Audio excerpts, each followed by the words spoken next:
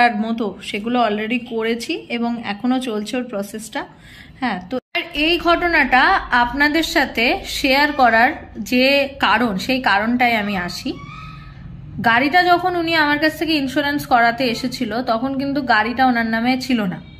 গাড়ি উনি যার কাছ থেকে কিনেছিলেন সেই মালিকের নামে ছিল, এবং আমি জানতাম যে ইন ফিউচার যদি কোনো সমস্যা হয় তাহলে কিন্তু গাড়ির মালিকের নামে, মানে গাড়ি একজনের নামে আছে এবং ইন্স্যুরেন্সটা যদি আমি ওনার নামে করিয়ে দিই তাহলে সেক্ষেত্রে ক্লেম রিজেক্ট হতে পারে, যে কারণে কিন্তু আমি ওই যার নামে গাড়ি ছিল তার নামেই ইন্স্যুরেন্সটা করিয়ে দিয়েছিলাম। ঠিক আছে, তো যে কারণে ওনার এখন ঠিকঠাকভাবে প্রসেস চলছে সব কিছু, এবং আপনাদের আমি লাইভ দেখাবো যে কি হচ্ছে না হচ্ছে, বিষয়টা কি হচ্ছে। তো ব্যাপার হচ্ছে কি, আমি এটাই বলতে চাইছি সবাইকে যে ইন্স্যুরেন্স বিক্রি করা কিন্তু ফিপসের উদ্দেশ্য না। ঠিক আছে।